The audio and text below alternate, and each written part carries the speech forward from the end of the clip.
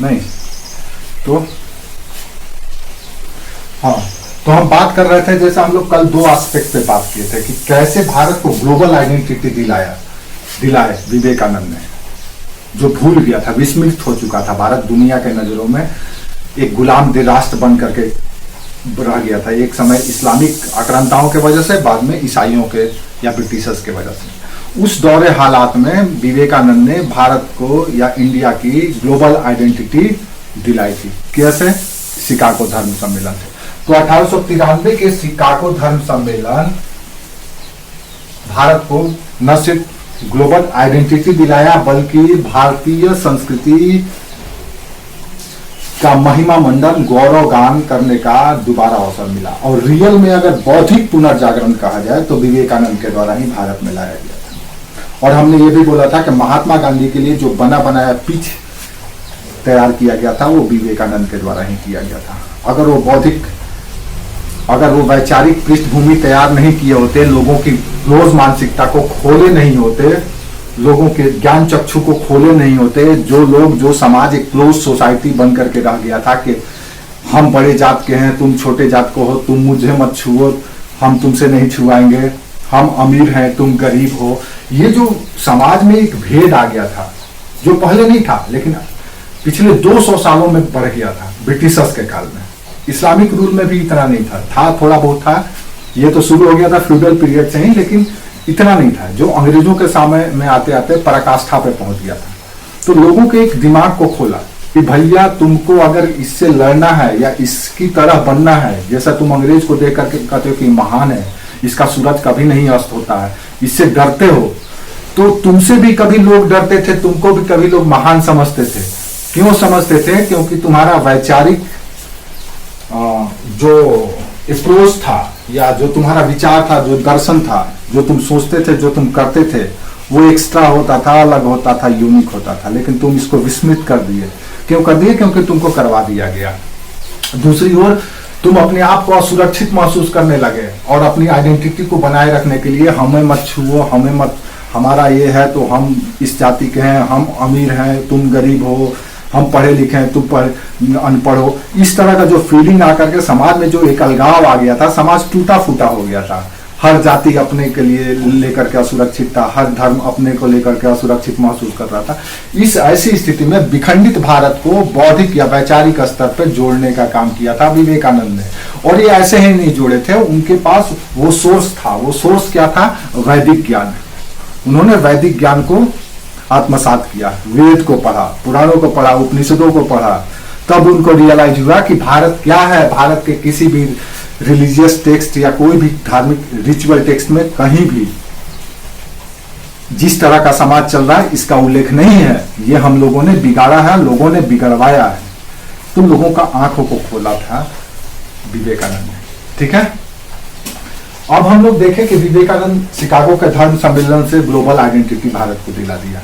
लोग इनको मानने लगे, समझने लगे, भारत को एक अलग निगाह से देखने लगे। इसके बाद विवेकानंद वापस लौट करके, उसके बाद भी वापस नहीं आते हैं, उसके बाद वो फिर फ्रांस भी जाते हैं, यूरोप के कई देशों की यात्रा करते हैं और घूम घूम करके वो देखा जाए तो भारत के हिंदू धर्म और संस्कृति की प्रसार में लग जाते हैं। इस दौरान उन्होंने न्यूयॉर्क में और कैलिफोर्निया में 2 संगठन की स्थापना भी की। काहे के लिए? हिंदू धर्म या सनातन धर्म और संस्कृति की प्रसार के लिए। ठीक है, तो ये ऑर्गेनाइजेशन का नाम याद रखिएगा। एक न्यूयॉर्क में और दूसरा वाशिंगटन में। वर्ष 1896 में ही विवेकानंद ने न्यूयॉर्क में वेदांत सोसाइटी, याद रखना, वेदांत सोसाइटी 1896 में, और वाशिंगटन में, कैलिफोर्निया में शांति आश्रम, कैलिफोर्निया में, दोनों अमेरिका में ही है।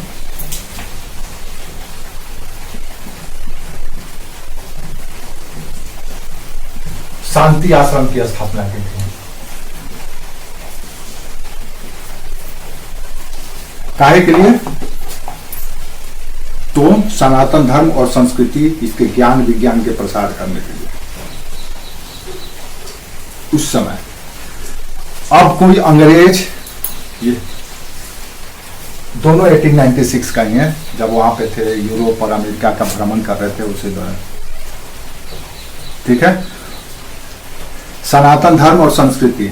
संस्कृति का मतलब होता है सिर्फ धर्म नहीं, संस्कृति एक ब्रॉड कॉन्सेप्ट है जिसमें सब कुछ आता है, आपका विज्ञान, आपका धर्म, आपकी कला, आपका साहित्य, आपका सब कुछ, जो कुछ भी आप दैनंदिन जीवन में देखते हैं, अपनाते हैं, करते हैं, सब कुछ, रहन सहन, सोच विचार, सब कुछ।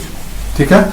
वर्ष 1800, अब हम लोग बात करते हैं यहां से ये करने के बाद विश्व को एक संदेश देने के लिए, सनातन धर्म से रूबरू कराने के लिए 2 संगठनों की स्थापना करने के उपरांत विवेकानंद वापस भारत आते हैं और वर्ष 1897 के कलकत्ता के समूह वेलूर में, 1897 में कलकत्ता के समूह वेलूर में रामकृष्ण मिशन की स्थापना करते हैं। हाँ, कलकत्ता के वेलूर में रामकृष्ण मिशन की स्थापना करते हैं। और रामकृष्ण मिशन जो है, इसका काम ही था मानव कल्याण, मानव हित, दया, करुणा, प्रेम, सहयोग पर आधारित था यह संस्था। जैसे आज मिशनरी ऑफ चैरिटीज देखते हैं, जिसमें थी ये क्या नाम है जो मर गई, जिनको महिला जो थी मदर टेरेसा, उसी तरह से ये भी संगठन था। लेकिन मदर टेरेसा एक मिशन में काम कर रही थी, वो लोगों को ईसाई में, वो धर्मार्थ का काम करती थी अपने धर्म के लिए। ईसाई धर्म में लोगों को कन्वर्ट कराना उनका प्रायोरिटी होता था। ठीक है। वो करती तो थी, लेकिन साथ में धर्म में भी परिवर्तन करा दिया करती थी। सोचो ना, ये देश की कितनी बड़ी विडंबना है कि माइनॉरिटी मेजॉरिटी की संस्कृति को खत्म करने के लिए सीना ठोक करके ऐलान करता है आपकी भूमि पर। सोचो कितनी बड़ी विडंबना है इस देश की कि माइनॉरिटी, अल्पसंख्यक समुदाय, बहुसंख्यक समुदाय को मिटा देने की खत्म। वो धर्म जो बाहर से इंपोर्ट किया गया है, वो धर्म आपके देश में आकर के कहता है कि यहाँ के जो देसी धर्म है उसको खत्म कर देना है, क्योंकि ये मलेरिया और इसकी तरह है। तो ये कोशिश ईसाई मिशनरियों ने 1813 से शुरू कर दिया था। और उससे पहले इस्लामिक आक्रांता 650 ईस्वी में मोहम्मद बिन कासिम के द्वारा भी शुरू कर दिया गया था। लेकिन सनातन की ऐसी महिमा है कि न तो ये कभी खत्म होता है, न कभी खत्म होगा। आप ये सनातन कुछ साइकिल की तरह है, ये गोला, ये कुछ उस तरह की है कि एक तरफ से मिटाते जाओ, पीछे से फिर आता चला जाएगा, हाँ, बनते जाता है। ये है सनातन। तो सनातन की जो मूल भावना है, संवेदना, दया, करुणा, प्रेम, सहयोग, विश्वास,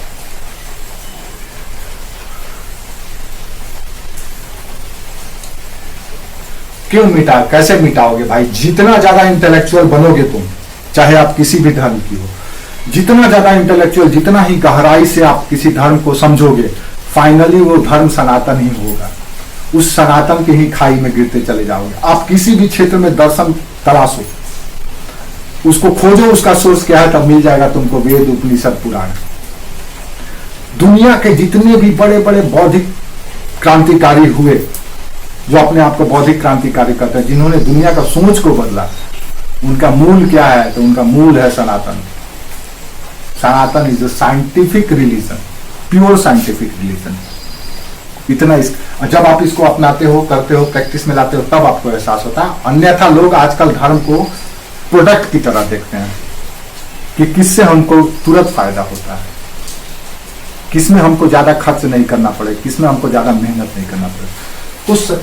इन्होंने भी वेलूर मठ की रामकृष्ण मिशन की स्थापना की थी वेलूर में। ठीक है। वेलूर में इस मिशन के जो सदस्य होते थे उनको सन्यासी कहा जाता था। ये सन्यासी होते थे। हाँ, रामकृष्ण मिशन के अनुयायी या जो फॉलोअर होते थे उनको सन्यासी कहा जाता था। याद रखो, सन्यास आश्रम हमारा आखिरी आश्रम है। ब्रह्मचर्य, गृहस्थ, वानप्रस्थ, उसके बाद आखिरी में सन्यास। अब देखो, ये सन्यासी कहला रहे हैं। सन्यासी का कोई देश नहीं होता है, कोई भेष नहीं होता है, वो सन्यासी होता है। हमारे यहाँ 4 आश्रम की कल्पना की गई है ना। ब्रह्मचर्य जो 25 वर्ष की आयु तक होता है, फिर गृहस्थ जो 25 से 50 वर्ष की आयु होता है। फिर उसके बाद वानप्रस्थ जो 50 से 75 वर्ष की आयु का होता है। उसके बाद का जो शेष आयु होता है वो संन्यास आश्रम का होता है। इसमें आप इन तीनों आश्रमों में जो कुछ भी सीखे हैं, जो कुछ भी आपने सर्च किया है, रिसर्च किया है, शोध किया है, उसका घूम घूम करके लोगों को बताते हैं, लोगों तक पहुंचाते हैं संन्यास आश्रम में। संन्यास आश्रम में आपका जीवन दूसरों के लिए समर्पित हो जाता है। आपका जीवन अब आपका नहीं होता है, वो दूसरों।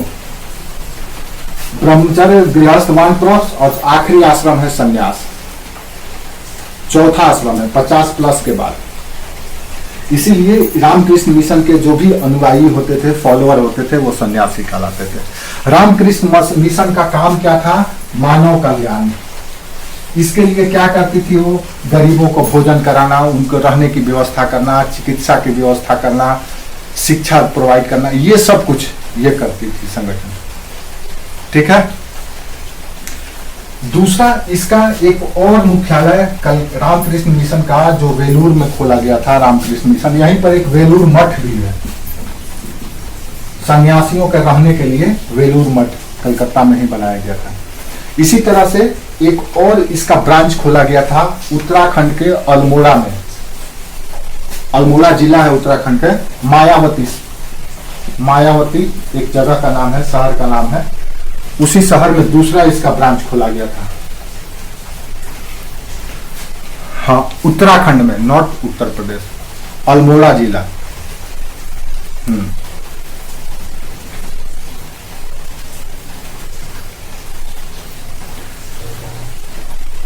रामकृष्ण मिशन, बोलो। वेदांत आश्रम इसको कहा गया। यहाँ पे रामकृष्ण मिशन, यहाँ पे मायावती में जो खोला गया इसको वेदांत आश्रम कहा गया। उत्तराखंड के अल्मोड़ा में, अल्मोड़ा जिला के मायावती शहर में। ठीक है। इनका काम क्या था? तो वेदांत के दर्शन और सिद्धांतों को लोगों तक प्रसारित करना। क्यों वेदांत? क्योंकि वेदांत किसको कहते हैं? उपनिषद को। उपनिषद क्या है? Mother of philosophy. उपनिषद जो टेक्स्ट है वो क्या है? Mother of philosophy.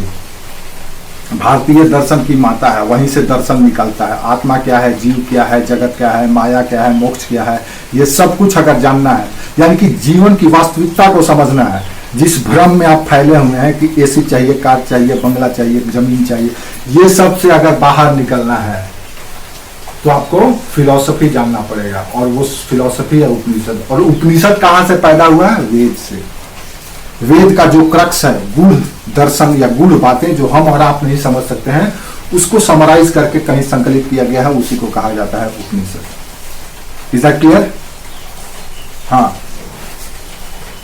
तो वेलूर के बाद वेदांत आश्रम मायावती में स्थापित की गई थी। तो ये कुछ ऐसे संगठन हैं जो विवेकानंद के द्वारा खोला गया था। ठीक है। वेदांत आश्रम और अद्वैत आश्रम भी इसको कहा जाता था, याद रखना। अद्वैत आश्रम,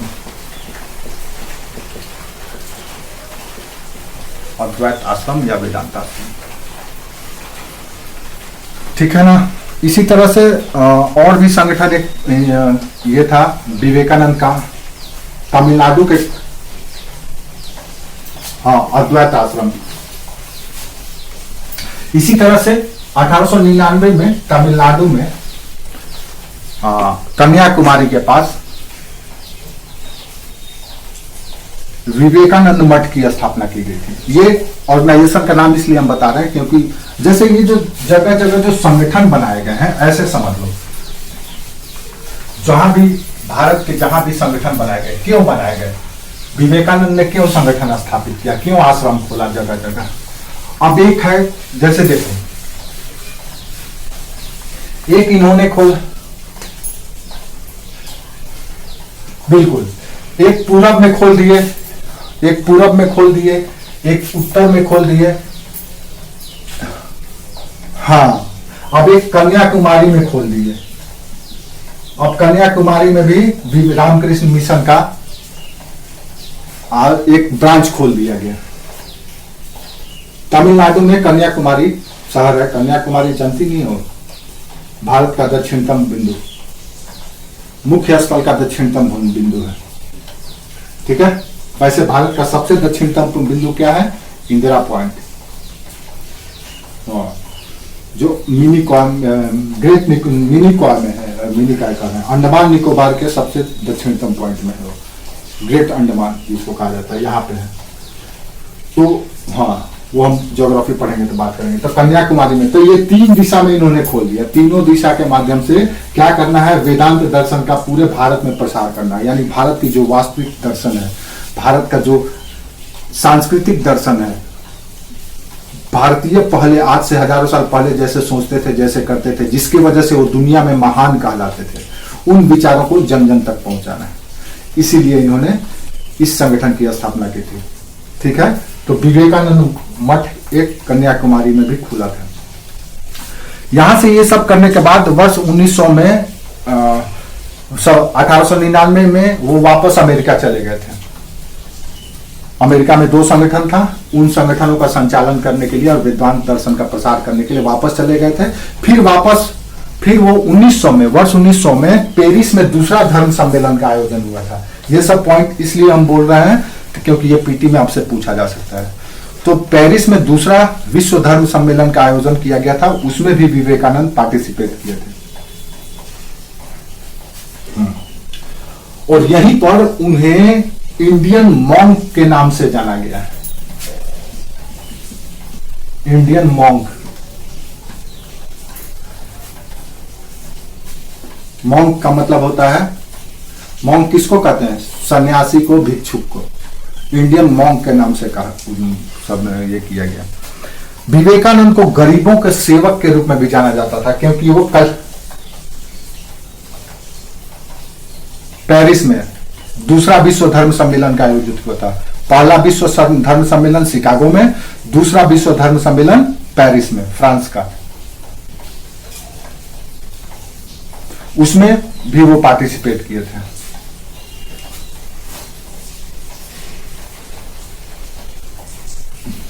ठीक है, हम कुछ फैक्ट बता रहे हैं जो पीटी पॉइंट ऑफ व्यू से आपके लिए जरूरी है। तो इनको इंडियन मॉन्क कहा गया। इन्हें गरीबों का सेवक भी कहा जाता था, क्योंकि ये इनकी जो भी संगठन थी, जो भी संस्था थी, चाहे बेलूर का हो, कन्याकुमारी का हो या मायावती का, ये गरीबों का कल्याणार्थ कार्य किया करती थी, उनके वेलफेयर के लिए काम करती थी, उनके लिए खाने की व्यवस्था करना, पहनने की व्यवस्था करना, चिकित्सा उपलब्ध कराना, ये सब कुछ ये करते थे।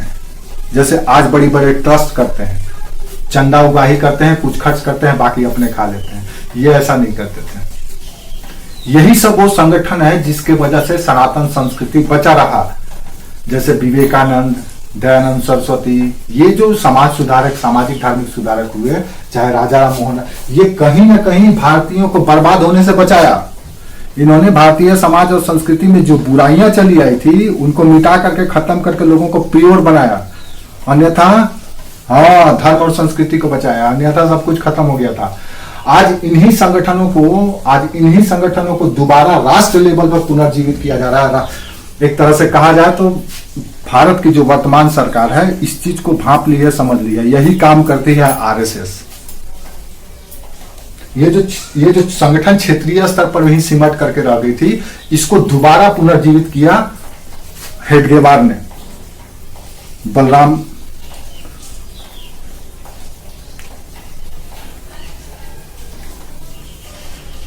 हाँ हाँ हाँ हाँ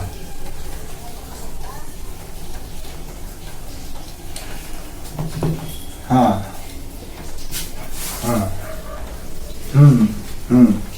तो इनको गरीबों का सेवक भी कहा जाता था। इन्हें स्वामी विवेकानंद को 19वीं शताब्दी का नव राष्ट्रवाद का जनक भी कहा जाता है।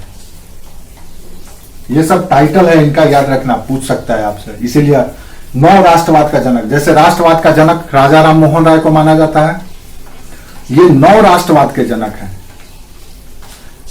ये नव राष्ट्रवाद के जनक है विवेकानंद।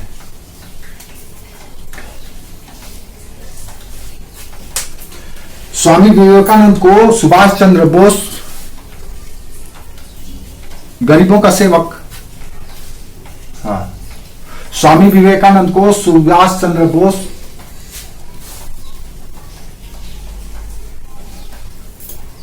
आध्यात्मिक पिता कहते थे, भारत के आध्यात्मिक पिता।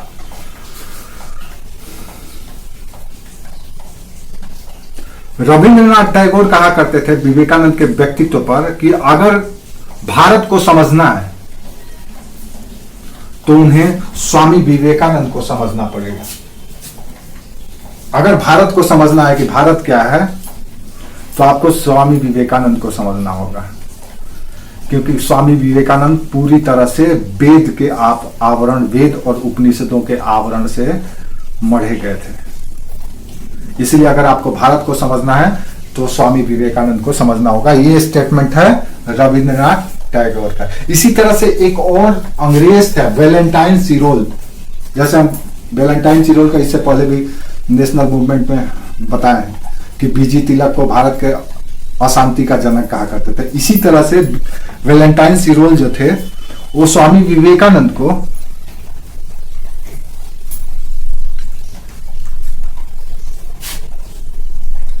राष्ट्रीय आंदोलन का प्रमुख कारण हम भी बोल रहे थे कि गांधी तो कुछ नहीं, गांधी तो बाद में बना बनाया पीच पर आकर के खेल गए। राष्ट्रीय आंदोलन की शुरुआत करने का श्रेय अगर किसी को जाता है तो विवेकानंद को जाता है। तो इसीलिए वैलेंटाइन सिरोल कहा कि भारत के राष्ट्रीय आंदोलन का प्रमुख कारण विवेकानंद। हाँ, ऐसा वैलेंटाइन सिरोल कहते थे। भारत के इतिहास में इसको स्वीकृति नहीं दी गई है, क्योंकि भारतीय इतिहास कांग्रेस के द्वारा लिखी गई है, जिसमें 1857 के विद्रोह के कांग्रेस इतिहासकार जो हैं उसको सिपाही विद्रोह कहते हैं। वहीं दूसरी ओर जिसकी कांग्रेस पानी पी पी करके गाली देती है, बीडी सावरकर, जिन्होंने 1857 बुक लिखा, उसमें उन्होंने 1857 के विद्रोह को भारत का प्रथम स्वतंत्रता समर कहा था कि स्वतंत्रता की लड़ाई पहली लड़ाई थी 1857 की लड़ाई। ये सावरकर का सोच था और वो कांग्रेस का सोच था, जो एक 1857 के इतने बड़े विद्रोह को वो मात्र एक सिपाहियों के असंतोष से उत्पन्न हुआ विद्रोह कहते थे। तो ये है कांग्रेस। आपको ब्रिटिशर्स स्वतंत्रता का प्रथम समर या संग्राम, यह वीडी सावरकर का स्टेटमेंट है। तो ये अंतर है। तो आज भले ही ब्रिटिशर्स नहीं है, उसके जगह पे कांग्रेस है ना, तो अगर ब्रिटिशर्स को दोबारा लाना है तो कांग्रेस को ले आइए। अगर आप गुलाम नहीं हुए हैं 70 साल में, तो आने वाले 70 साल में फिर हो जाएंगे। आपकी धर्म, संस्कृति, रहन सहन, खान पान, विज्ञान, धन संपदा सब कुछ छीन लिया जाए।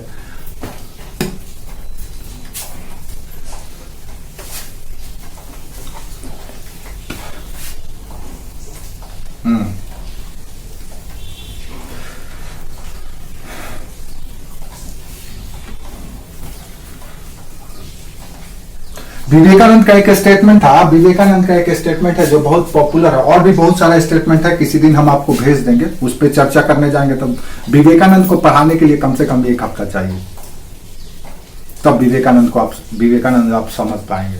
लेकिन उतना आपको जानने की जरूरत नहीं है, आपको सिर्फ वो चीज जानना है जो परीक्षा में आप लिख सकें। अन्यथा विवेकानंद को समझने के लिए आपको 1 हफ्ता पढ़ना पड़ेगा, समझना पड़ेगा, उनका डायमेंशन, उनका अप्रोच, उनका फिलॉसफी, उनका प्रैक्टिस क्या है, वो सब कुछ आपको जानना पड़ेगा। तो विवेकानंद का एक बहुत ही लोकप्रिय डायलॉग था, या कह सकते हैं कोट था, उठो जागो और तब तक मत रुको जब तक अपने लक्ष्य की प्राप्ति में न कर लो। ये जो स्टेटमेंट है, ये स्टेटमेंट सभी स्टेटमेंट का बाप है।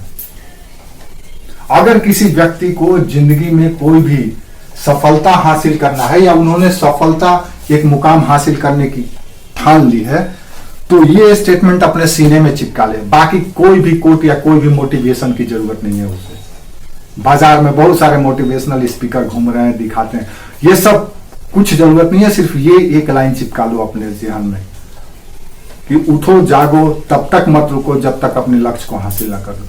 चाहे वो बिजनेसमैन हो, चाहे पॉलिटिशियन हो, सोशल वर्कर हो, सोशल इन्फ्लुएंसर हो, स्टूडेंट हो, कोई भी हो, अगर उसको अपने जीवन में कुछ मुकाम हासिल करना है तो ये स्टेटमेंट चिपका लो।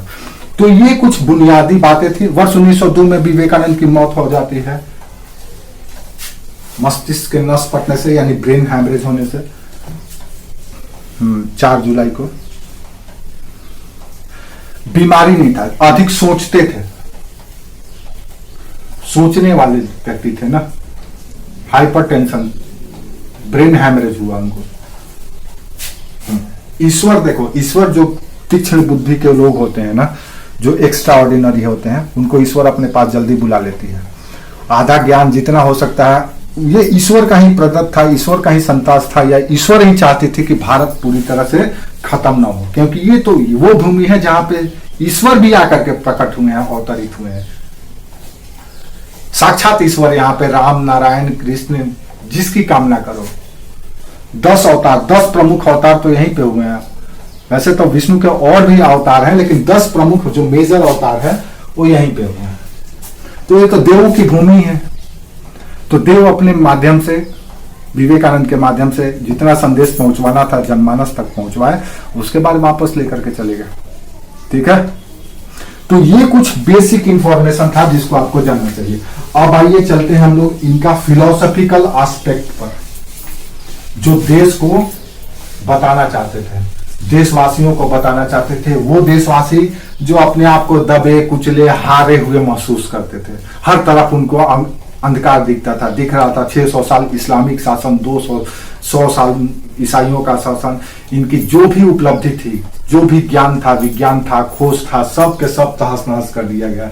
ये आपस में ही लड़ने लगे, जाति के नाम पे, धर्म के नाम पे, क्षेत्र के नाम पे, भाषा के नाम पे, सब आपस में ही लड़ रहे थे। किसी पर किसी को दूसरे पर विश्वास नहीं था, सब एक दूसरे से प्रतिस्पर्धा कर रहे थे। वैसी स्थिति में एक बंदा उभर करके आता है, पूरे देश को यूनाइट कर देता है। जैसे नरेंद्र मोदी से पहले भारत की हालत थी। भारत की हालत में नरेंद्र मोदी से पहले भारत में हिंदुओं की व्यथा क्या बयां किया जाए। हिंदुओं की स्थिति ऐसी थी कि कहीं भी सैकड़ों हिंदू मारे जाते थे, कोई राजनीतिक दल के या किसी नेता के दिल नहीं पसीजता था। और एक माइनॉरिटी कम्युनिटी का गलती से कहीं एक्सीडेंट भी हो जाता था तो सारी राजनीतिक दल वहां पे पॉलिटिकल टूरिज्म शुरू कर दिया करते थे। अब ऐसा नहीं है, अब बदल गया है। तुम एक मारोगे तो यहां 10 मारने वाला बंदा बैठा हुआ है, ये स्थिति। तो ये चीज उन्होंने भी दोबारा लाया ब्रिटिशर्स काल में, लोगों को तैयार किया। ऐसे सोचो। अब जैसे ये विवेकानंद का सबसे प्रमुख देन क्या है पता है?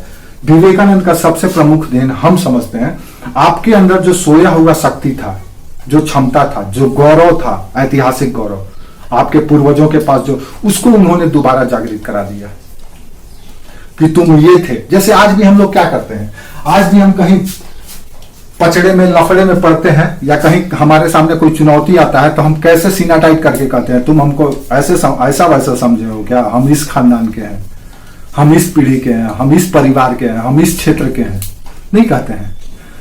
हमारा कहीं ना कहीं गौरव जुड़ा होता है, लोगों को भी पता है कि हमारी गौरव क्या थी, तो उसी को तो हम लाते हैं आज। बिल्कुल देखो, अपनी भाषा,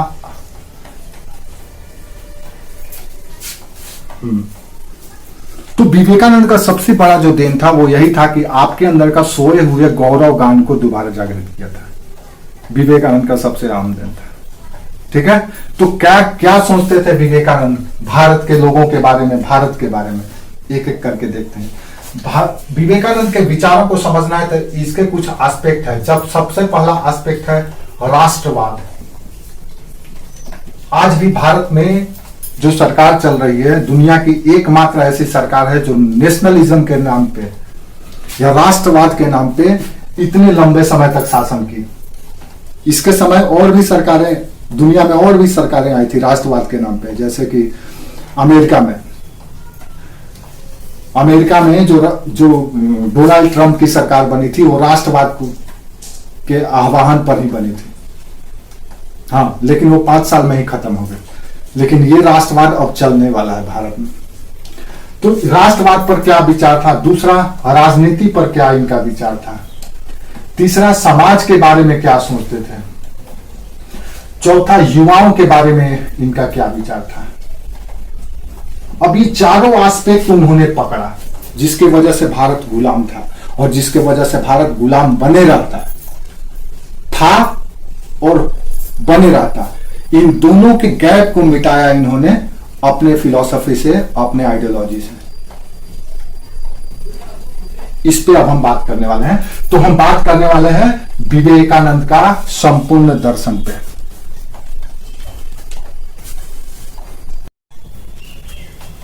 किसी भी विषय विशेष को समझने की कोशिश करती हो, क्या करते हो, तो कोशिश यही होता है कि उसकी मौलिक बातों को आप आत्मसात कर लीजिए, उसको समझ लीजिए, मूल बातों को।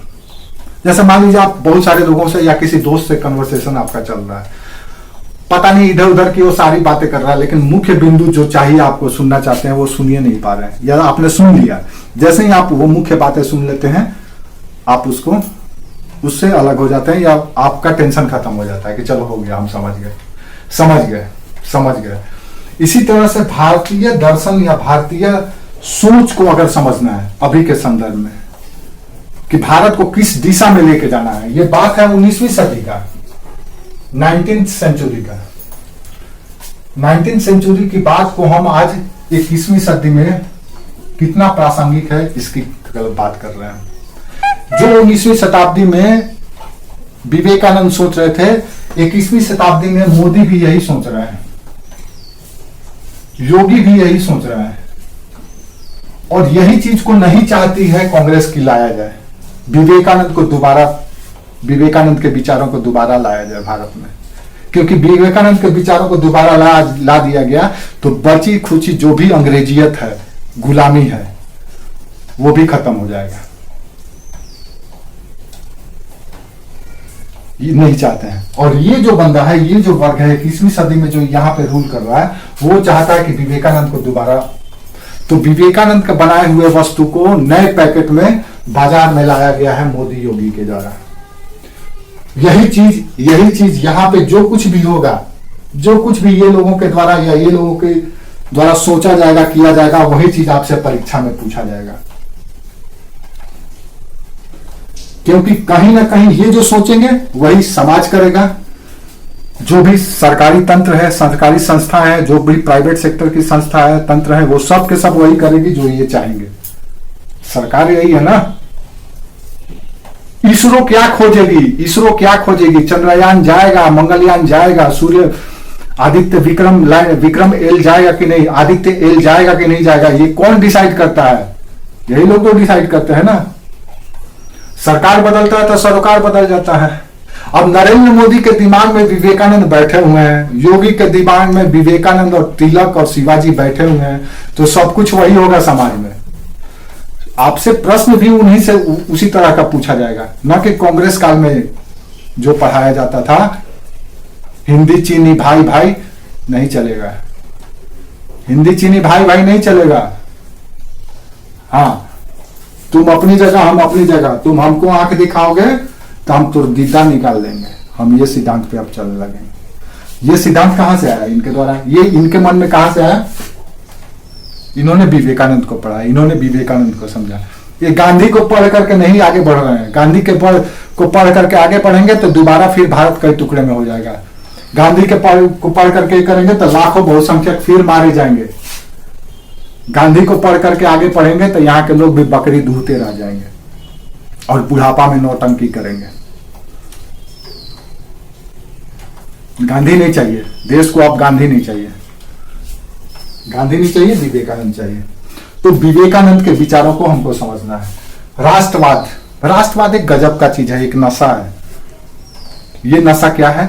ये नशा ये है कि जैसे आप किसी अपने परिवार को लेकर के चिंतित होते हैं, परिवार की शुभेच्छा, संतुष्टि, समृद्धि की कामना करते हैं, उसके लिए कोई भी सेक्रीफाई कर लेते हैं, तो इसको कहा जाता है परिवारवाद। और जब पूरे राष्ट्र को एक परिवार मान लेते हैं, उसकी सुख, समृद्धि, शांति, सुशासन और कुशलता के लिए कुछ भी कर सकते हैं, तो उसको कहा जाता है राष्ट्रवाद। समझ में आया? राष्ट्रवाद भी एक फीलिंग है, एक एहसास है। अपने राष्ट्र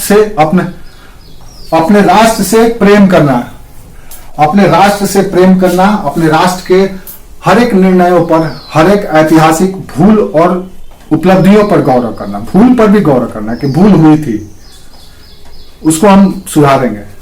तो राष्ट्र एक अमूर्त चेतना है, ये खरीदा बिक्री नहीं की जाती, ये किसी में पुट नहीं किया जाता, किसी में डाला नहीं जाता, ये अपने अंदर से पैदा होता है। जैसे अपने परिवार के प्रति प्रेम किसी के द्वारा डाला नहीं जाता है, उसी तरह से राष्ट्र के शुभ चिंतक करना आपके अंदर डाला नहीं जाता, बल्कि आपके अंदर वो इनबिल्ट होता है। इनबिल्ट होता है, जैसे इनबिल्ट सॉफ्टवेयर कैसे होता है, उसी तरह से ये इनबिल्ट होता है। अगर आपको अपने राष्ट्र से प्रेम नहीं है तो आप कुछ भी नहीं है। क्या चंद्रयान पूछ रही थी?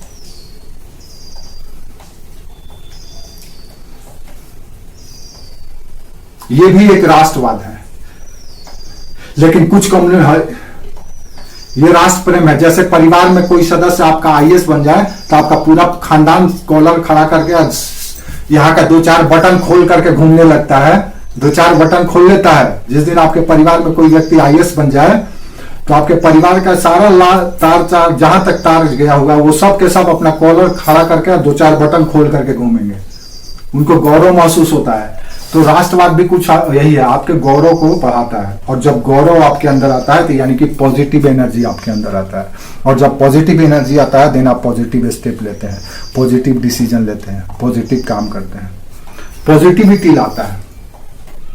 हाँ, अगर आपके अंदर निगेटिविटी है देन आपका रिजल्ट भी निगेटिविटी आएगा। अक्सर हम कहते हैं कि जो आप सोचते हैं वही आपके साथ होता है।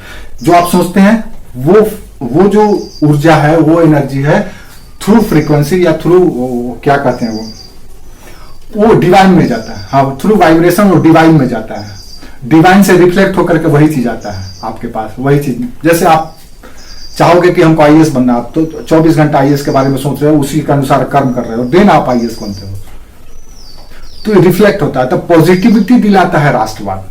राष्ट्रवाद के नाम पे असंख्य लोग यहाँ पे अपने आप को कुर्बान कर दिए, बच्चे बच्चे बूढ़े बूढ़े मारे गए। और अगर आप कह रहे थे चंद्रयान पे कि चंद्रयान जब गया तो लोगों के आंखों में आंसू आ गया, और कुछ कम्युनिटी ऐसी भूमि में है जो जहालत जिनमें भरा हुआ है, वो इसको लेकर के चिंता में है कि भारत क्यों इतना आगे बढ़ रहा है, भारत इतनी उपलब्धि क्यों हासिल कर रहा है, क्योंकि उनका मकसद कुछ और है, वो कुछ और सोच रहे हैं। आप कहां जाओगे? आपका तो सब कुछ यही है, यहाँ पे आपका राम भी आए, कृष्ण भी आए, कंस भी आए, सब कुछ यही है आपका। आप कहां जाओगे? उनके पास तो 56 और एक के पास 118 मुल्क है, और आपका क्या घंटा है? आपका तो यही है। इसके लिए भी अगर रोटी दाल चावल टमाटर में पड़े हुए हो कि टमाटर का भाव बढ़ गया इसलिए हम इसको नहीं लाएंगे, जो कि आपको बचा रहा है, जो आपको सही जगह पे पहुंचा रहा है, जो आपके नस्ल को सुधार रहा है, जो आपका दोबारा पहचान स्थापित करा रहा है, उसको आप छोड़ करके टमाटर का दाम बढ़ गया। वो टमाटर का दाम बढ़ गया जो 500 रुपया का नेट रिचार्ज करा करके दिन भर रील देखते रहता है, उसको टमाटर की चिंता है। वो उसको चिंता है जो बुलेट पर बैठ करके जाता है और राशन पीडीएस से फ्री में चावल और गेहूं उठा के लाता है, उसको चिंता है कि क्यों ये सरकार चल रही है। तो ये देश में ये नस्ल भी है, ये नस्ल शुरू से रहा है, इसीलिए तो हम कभी इस्लाम के गुलाम हुए, कभी ईसाइयों के गुलाम हुए, और इसी से लड़ना है हमें। यही है राष्ट्र। तो राष्ट्रवाद एक अमूर्त चेतना है। राष्ट्रवाद कोई भौगोलिक सीमा नहीं है, बल्कि ये सांस्कृतिक विस्तार को रिप्रेजेंट करता है, सांस्कृतिक गौरव का रिप्रेजेंट करता है। जिस दिन आप अमेरिका में रह करके भी, अमेरिका में रह करके भारत के प्रति आपकी संवेदना रहती है, भारत की संस्कृति के प्रति आपकी आस्था रहती है, समझ लीजिए आप राष्ट्रवादी हैं। और राष्ट्रवाद का नमूना देखना है तो आप किसी दूसरे देश के साथ मैच करा दीजिए, और अगर आप भारत के खराब खेलने के बावजूद भी भारत के फेवर में खड़े हैं, देन आप राष्ट्रवादी हैं। क्यों? क्योंकि भले आप नहीं खेल रहे हैं, लेकिन आपका जो प्रतिनिधि, आपका जो टीम खेल रहा है, उससे आपका संबंध है, उससे आपको लगाव है, क्योंकि वो आपका राष्ट्र का है। यह है राष्ट्रवाद। ठीक है? तो राष्ट्रवाद सिर्फ पॉलिटिकल आइडेंटिटी नहीं है। पॉलिटिकल आइडेंटिटी अगर राष्ट्रवाद होता तो यूएसएसआर कई टुकड़ों में नहीं बंट जाता, क्योंकि वहां पे राष्ट्रवाद नहीं था, वो राष्ट्र नहीं था, वो क्या था? वो देश था। राष्ट्र नहीं था, वो देश था। कई देश मिलकर के एक संघ बनाए थे, और भारत कोई संघ नहीं है। संविधान में लिख देने से नहीं होता है कि भारत संघ राज्यों का समूह है, संघ है, राज्यों का संघ है भारत। हाँ, राष्ट्रवाद इनबिल्ट सॉफ्टवेयर है। जो भी इस भारत भूमि का नस्ल है वो सब के सब राष्ट्रवादी है। अगर कोई बाहर से आकर के टपका है और फिट होने की कोशिश कर रहा है तो राष्ट्रवादी नहीं है, उसके अंदर राष्ट्रवाद अभी पनपने में टाइम लग गया।